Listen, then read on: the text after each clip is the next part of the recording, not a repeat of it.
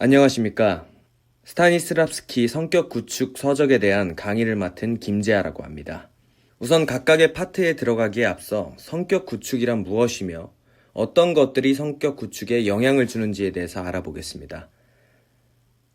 성격 구축이란 배우는 인물을 만들어낸다는 자신의 이상을 잠재의식과 내적 창조 상태, 그리고 극중 역의 서브텍스트와 역할의 초목표를 통해 실현하고 목소리, 움직임, 지성으로 무장한 정서의 힘으로 인물에 생명을 불어넣는 것이라고 설명하고 있습니다. 말, 텍스트, 사상, 이런 것들이 정신에 영향을 주는 것, 초목표, 여타의 여러 목적, 일관된 행동의 흐름이 의지에 영향을 주는 것, 템포와 리듬으로부터 감정에 직접적인 영향을 준다고 설명하고 있습니다.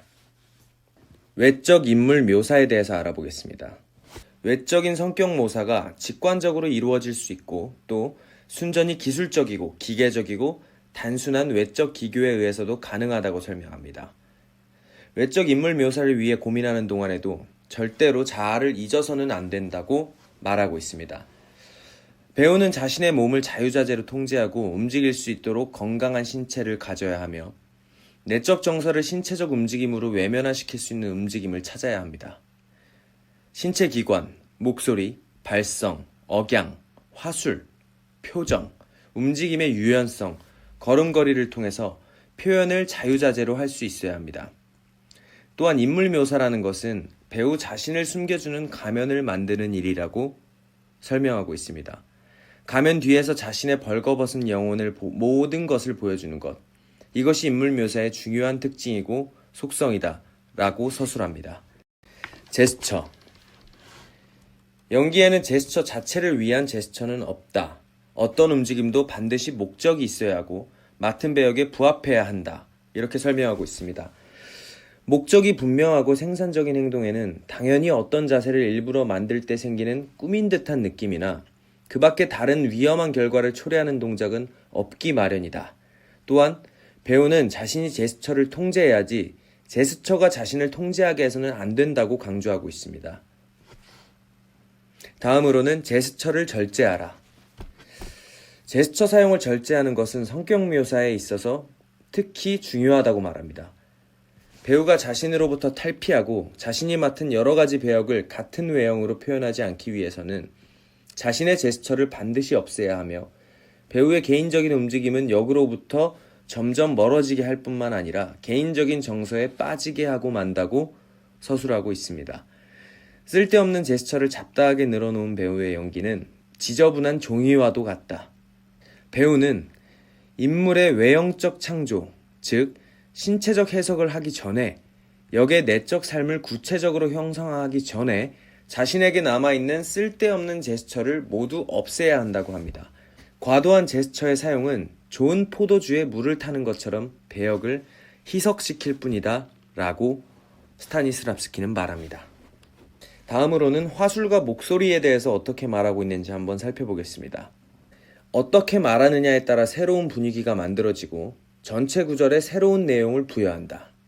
어느 부분에서 쉬고 어떤 단어를 강조하느냐, 어떤 단어를 강하게 발음하고 잠깐의 사이를 두면 그 단어를 두드러지게 만들 수 있고 어떤 단어 뒤에 긴 포즈를 두면 그 단어의 신선한 내면의 내용을 담을 수 있다 라고 부연 설명합니다. 바르게 말하는 태도가 습관이 되게 하라.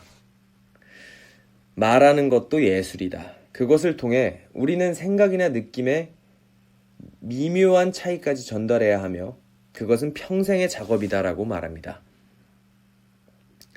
목소리는 역할 창조를 수행하는 데 중요한 요소이다. 지금 훈련하지 않으면 나중에도 안 하게 될 거고 결국 경력을 하나하나 쌓아갈 때마다 발성 때문에 발목을 잡히게 될 것이다 라고 말합니다. 말은 배우의 느낌, 욕망, 생각, 내적 이미지, 시각, 청각과 같은 감각을 불러일으키는 역할을 해야 한다. 텍스트 그 자체는 중요하지 않다고 합니다. 그 말이 내재적 의미로 채워질 때 중요해지는 것이다 라고 말합니다. 강세두기. 강세로 애정이나 적이, 존경이나 경멸, 솔직함이나 음흉함을 나타낼 수 있다.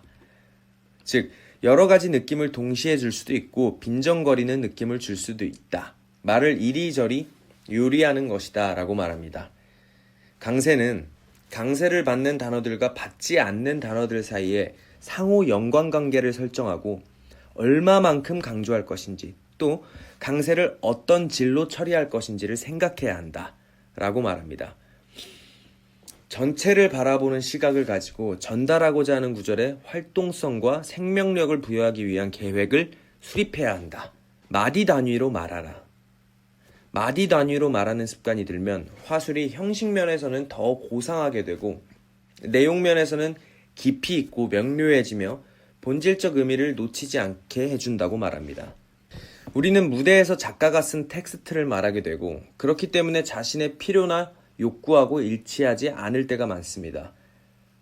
무대에서는 대부분의 경우 듣는 척할 뿐이지 무대에 있는 상대 배우의 생각이나 말에 진짜로 빠져들어야 한다는 필요를 느끼지 않는다는 거죠. 그냥 스스로 그렇게 하도록 강요할 뿐인 겁니다. 그냥 스스로 그렇게 하도록 강요할 뿐인 거죠. 그렇다 보니 결국 과장된 연기나 상투적 연기가 나오는 것이다 라고 서술하고 있습니다. 연습하는 동안이나 공연을 하면서 같은 대사를 수없이 반복하니까 앵무새처럼 된다는 말이죠.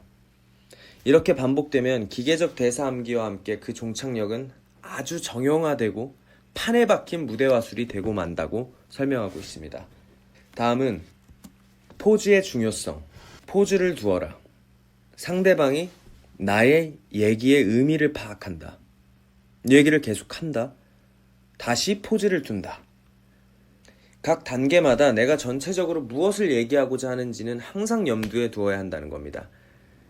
내가 하는 얘기의 내면적 의미는 내가 만들어냈으니까 나한테는 분명하겠지만 상대방은 처음 듣기 때문에 그걸 파악하고 해독할 시간이 필요하다는 거죠. 시간을 줘야 한다는 말입니다. 그렇지 않으면 살아있는 사람하고 대화하고 있다는 느낌을 줄 수가 없고 결국 독백이 되어버리고 마는 거죠.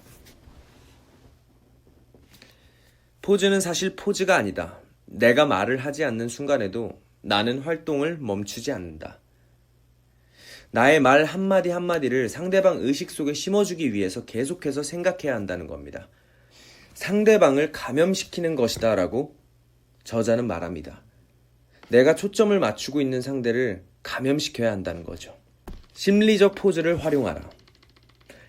심리적 포즈는 생각이나 마디 구절에 생명력을 불어넣어주고 말 속에 담긴 내재적 의미를 전달하는 역할을 합니다. 심리적 포즈에서는 말 대신에 눈, 얼굴 표정, 몸에서 나오는 느낌의 방출, 어떤 암시를 주는 미세한 움직임 등의 의식적이고 무의식적인 모든 교감 수단이 사용된다는 겁니다. 그러나 마냥 길게 끌어서는 안 됩니다. 목적을 달성했다면 거기서 그치고 다시 대사를 시작해야 합니다. 다음으로는 템포와 리듬에 대해서 알아보겠습니다. 음절, 단어, 말, 움직임의 템포와 분명한 리듬은 배우에게 깊은 의미가 있다. 자, 의식적이든 무의식적이든 강세를 받아야 할 음절이나 움직임이 내적인 템포와 일치하는 순간을 연속적으로 만들어내야 한다는 겁니다.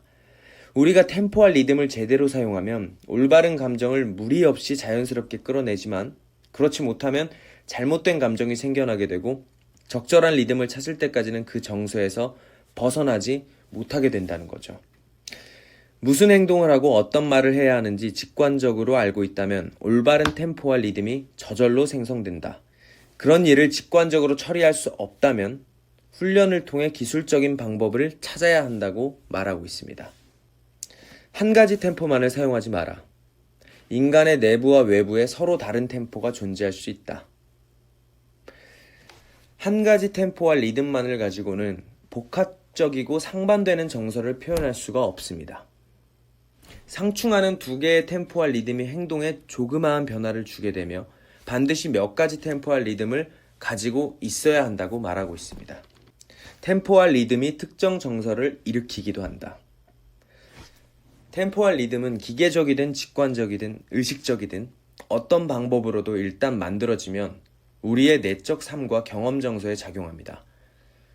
결국 적절하지 않은 리듬 속에서는 올바른 감정이 나오지 않는다고 말하고 있습니다. 다음으로는 등장인물을 연기하는 배우의 올바르지 않은 유형에 대해서 알아보겠습니다.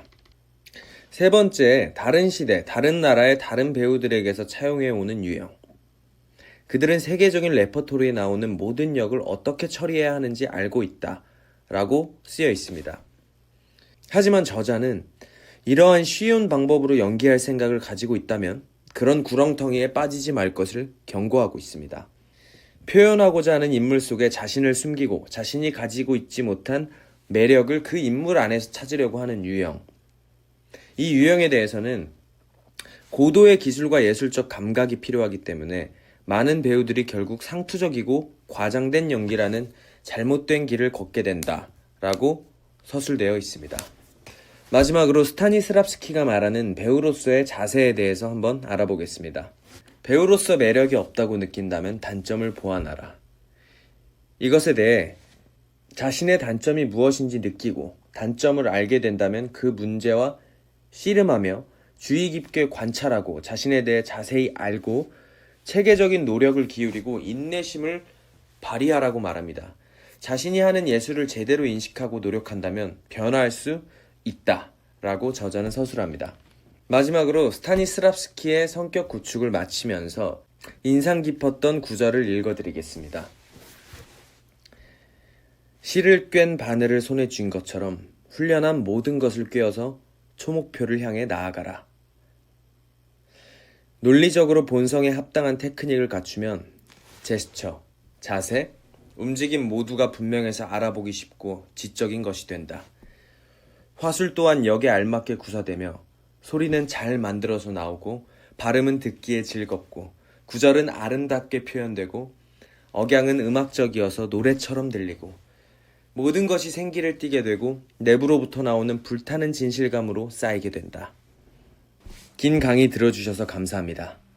네, 이 강의 내용이 이걸 보시게 되는 모든 분들께서 조금이라도 도움이 됐다고 하신다면 정말 감사하겠습니다.